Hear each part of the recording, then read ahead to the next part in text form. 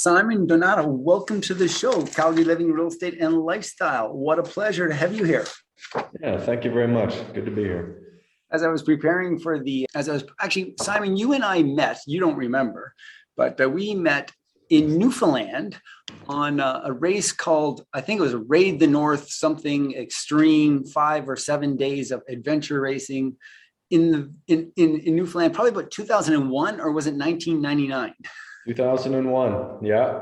And you were a kayak guide back then, right? I was, yeah, on the East Coast as well, Prince Edward Island, and all over Atlantic Canada.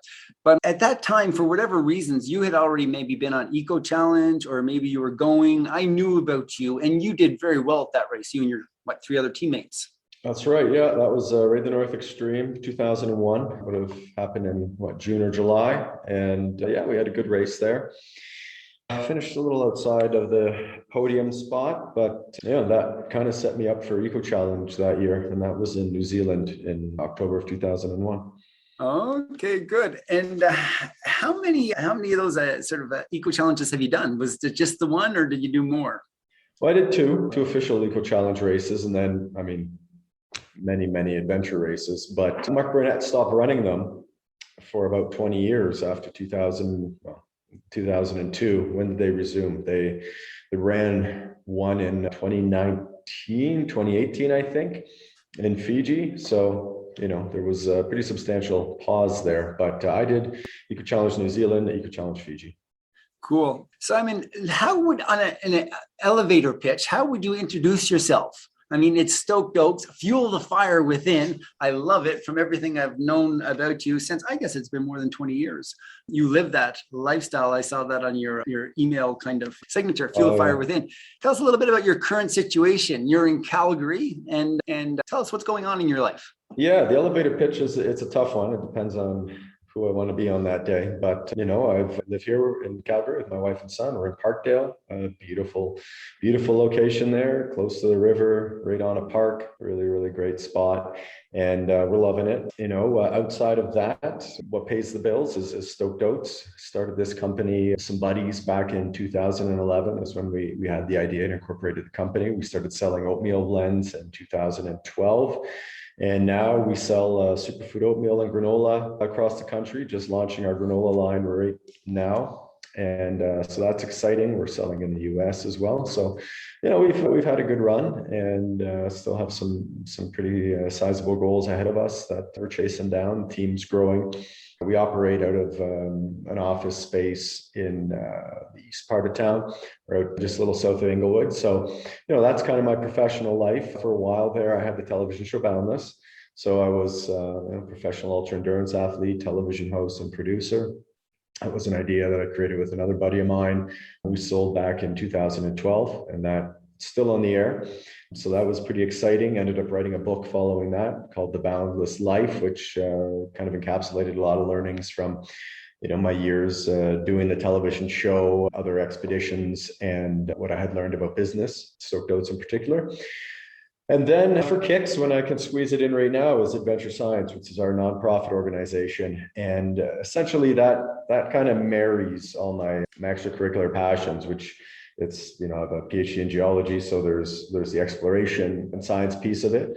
And then there's the endurance portion, where Adventure Science puts athletes and researchers together to accomplish difficult field-based projects in remote locations. So that is the extended elevator pitch. Otherwise, I just a Calgarian doing my best. I was trying to chase you down. Oh, well, not really chase you down too much. You were pretty okay getting on, but I had a chuckle a couple of days ago. Maybe it was Saturday, maybe it was Sunday, when I saw on Strava our common friend Myron posted on Strava, 25 or 20 kilometer run or something, and he titled it Stoked Oats Board Meeting. That's right. So yeah, Myron is, he's a member of our board. He's the chairman of our board at Stoked Oats. He's been with the company as an investor since 2015. 2015, I believe. And one of the other board members, Brad, is a co-founder as well. So, when the schedules align, we will just get together and hit the Calgary pathways, run down by the river for a little catch up, a little bit of life and some business as well. So that's how we like to do our board meetings. A lot more fun than doing it indoors. Active crew. That's awesome. And so you come from this kind of, like sort of geology and all kinds of education. It seems that like around the earth, and obviously a real love of the adventure and, the outdoor experiences. And now you have this Stoked Oats business, and that business, I assume, ran out of or started out of your own nutrition and for just to power yourself. And it seems like now it's in my perspective, maybe is a fairly big brand. You're in Costco, and I think it can be found in lots of great stores. What was it like being like from, that, I guess you're an academic, you're an adventurer, and now you're running a food business. How does it all, and, with a young family, right? How old's your boy? 3, I'm guessing? He's 3, yeah. How has that, you're living your stoke and it's all working out. It's, did you ever think that this is the direction? Were you always going to be an entrepreneur, even with all that education kind of and degrees? I think so. I think it was always part of my DNA to chase and follow my own path. I mean, I remember, God, it must have been 7, 8 years old. This is back in the day when kids could just wander around the neighborhood without adult supervision, and they were generally safe to do so. This is in London, Ontario, where I spent most of my years growing up. And it was Halloween, and I wanted to make a few bucks. And I made these little tissue paper ghosts, drew some eyes on it, tied a little string around just below a cotton ball underneath. Anyways, nothing fancy, something to hang up. I went around and sold them for a dime or a nickel or whatever it was. But, it was always, I always had in my head, like, I want to do something, I want to create things. And typically I wanted to create things that didn't exist. If they existed, I wouldn't have needed to create them. So yeah, I've got a track record of entrepreneurial projects for sure. When I was 18, I started a mountain bike center behind my house. We backed onto a ski hill, London Ski Club, Bowler Mountain in London, and built that mountain bike center out of nothing with help from the management at the club. And that paid for university for me. So that was pretty exciting. And then adventure racing. What would that be? Early 90s, I'm guessing, mid 90s? That would have been 1993, I believe, 93, 94. Wow. Yeah. So early days of mountain biking. And again, I fell into it with my buddies. We loved it. Every spare moment we could have, we mountain biked. And Bowler Mountain was 110 acres, mostly forested, and you weren't allowed to use it. And it just seemed like so strange to me that you got this beautiful park land right behind your house. I mean, of course, we walked there all the time, but we're not allowed to ride the bike. So, put a proposal together, took it to the GM and said, hey, this is a great spot. We can make some money doing this, sell day tickets, give rental and lessons and things like that. And it built out into something pretty awesome. And it still runs to this day. So that's exciting. Then got into the adventure racing game and realized that, it was a little bit of the Wild West with whoever wanted to put on a race or do whatever. There were no guidelines. There was no safety charter, environmental charter. And, I led that initiative. We created the Canadian Adventure Racing Association. And that's still around as well. The big benefit now is that it still has its legacy charters, and it provides a really great group rate for insurance. Because, these races are expensive to put on. And back in the day, in the late 90s and early 2000s, race insurance was prohibitive for race directors. So I built out a group policy that, provided that the race director signed on and agreed to follow, the safety charters that we had produced in cooperation with insurers and legal team. Now it's pennies on the dollar kind of thing. So it's brought the barrier down and made racing a little safer and more consistent across the country. So yeah, those were all there before Stoked Oats and before Adventure Science. So I had the inkling for sure, but you take the academic path. When it spits you out at the end, you got a few options, and you can try and continue on in academia. And at that point, I had a little bit of fatigue from being in school for so long. And what year did you graduate for your final degree, PhD? I'm thinking it's late 2010-ish or something like that. 2008. from looking at what, 2008. and did you come to Calgary at that time? When did you move to Calgary for the first time? Yeah, I came out here just ahead of Valentine's Day, 2008. I received a job offer from Imperial Oil probably around October, November of that year, and took that. And it was interesting because I also had a job offer from the Toronto Fire Department at the same time. So it was like two very different paths. And Imperial was, I'm using my degree. It's obviously a very well-paying job, interesting work. Fire department, 24-hour shifts. You're working 8 days a month. So there's a lot of free time to do fun things, and I had some buddies who were working there. So anyways, yeah, I made the choice. Interesting. Came out here in 2008. Did and you lasted there for how long before taking the full on leap of into entrepreneurship in Stoked Oats? Well, lasted is a funny way to put it, but yeah, Is it true? There. Was it lasted, or did you love your work? It depends on the day, but at the end of the day, my true passion was chasing down adventure science and Boundless. Stoked Oats, though, wouldn't have started if I didn't take the job with Imperial. When I came out here, I decided, an amazing pathway system in Calgary. Like I said, I've been in Parkdale for a long time, and perfect distance to Fifth Avenue Place, which is where the job used to be. So I'd run or bike to work every day, and consequently, eating cereal at home before I ran in just didn't, sit well in the stomach anymore. So I started looking for things to help me when I got to the office and something I could make there. And so I started messing around with oatmeal recipes and found some recipes that I liked, became the oatmeal guy on the floor. People started asking me to bring them the mixes that I was adding greens plus powder, protein powder, seeds, nuts, fruit, whatever. So I'd literally fill my backpack with little Ziploc bags of oatmeal for people. It was kind of a strange time, but that's really what launched Oats for me. And then, I met up with Brad, who's, a longtime buddy of mine now. And together we started Stoked Oats back in 2011. So that if it wasn't for a corporate job at Imperial Oil, Stoked Oats wouldn't exist, and we wouldn't have created a number of jobs and opportunities for various Calgarians and people across the country, as well as provide what I think is the best superfood oat-based product on the market. So it's pretty thrilling when you look back on it. It is awesome. And so, what strikes you most about Calgary?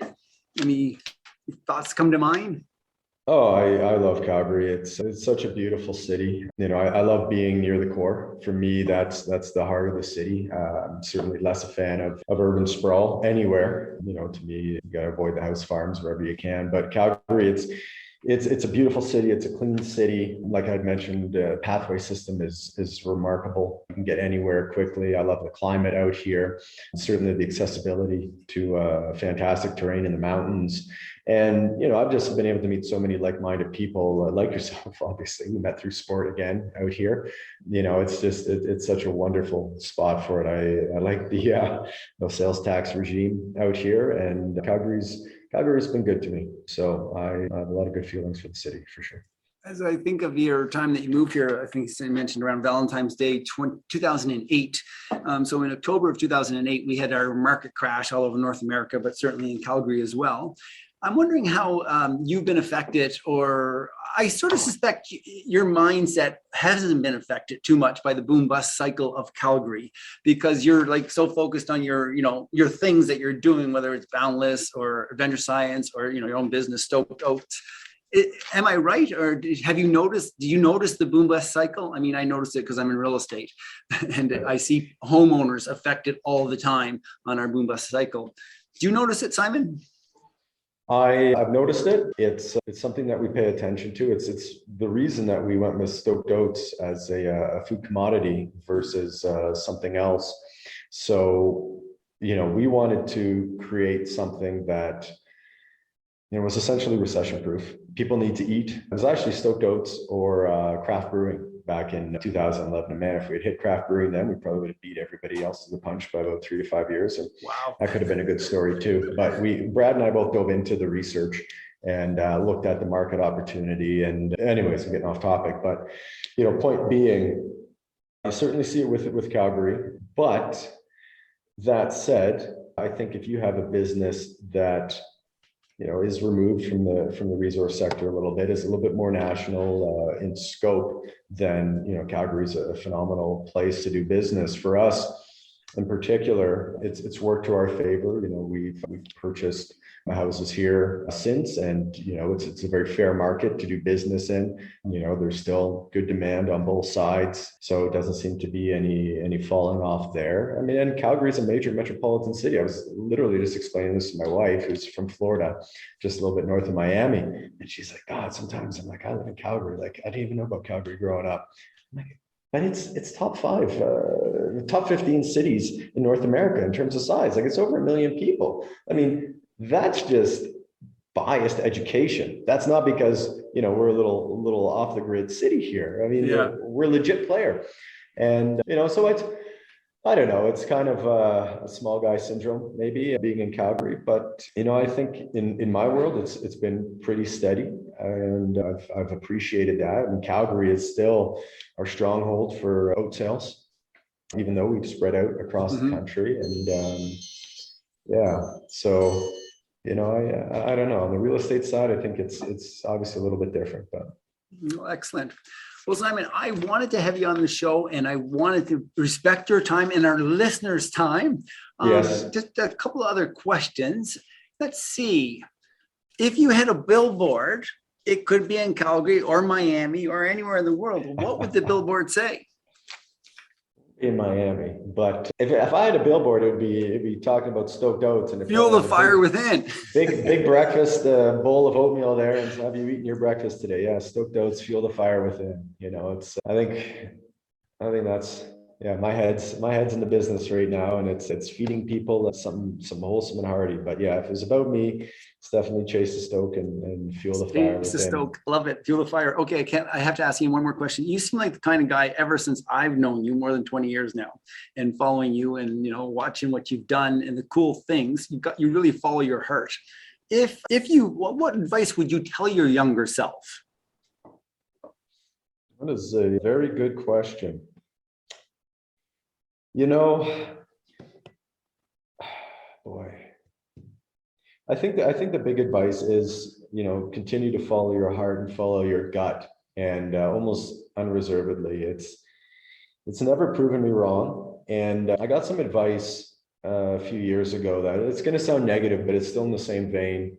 And it was when I had to make a difficult decision at work, and it was, in hindsight, we've never let somebody go soon enough, right? And I took that to heart, more than just like the business situation, but it's like when your gut is telling you something and you wake up with that feeling day after day, you really have to act on it. And I know we can all get complacent in our daily lives, and there's a little bit of fear of change, but I think it's incumbent on us to face those fears head on, and make that decision every single day in terms of like, are you gonna listen to what your gut's telling you? Otherwise, time moves pretty darn quickly. And the regrets that I have in life, there are some for sure, and it's really not acting on that gut instinct soon enough, typically. And I don't think it would have steered me in the wrong path. It probably would have taken me places sooner rather than later. But feel your belly, feel your guts. Yeah. It's that gut. The gut's the driver. And you're feeding it well, Simon, with your Stoked Oat. Listen, thank you so much for being on the show. We look forward to further connections and trail runs. Well, I was going to say, yes, we've got to get out on the trail. I know you've been in ski mode lately, and I'm just really haven't been touring much. So I'll have to change that up in the next month or two. I hope so. Yeah. Maybe I can convince you on the hitting the Canadian Rockies 11,000 footers. There's a 58 that we can do. 58 11,000 footers. I do have to work that into my schedule. Well, I mean, it's the big shift, right? From just running for fitness and like specific race goals to now, hey, there's a hell of a backyard 45 minutes away from us that we should explore. So I hear you. Let's do it. Simon, thanks so much. We'll talk soon. My pleasure. Thank you. See you now. All right. Take care.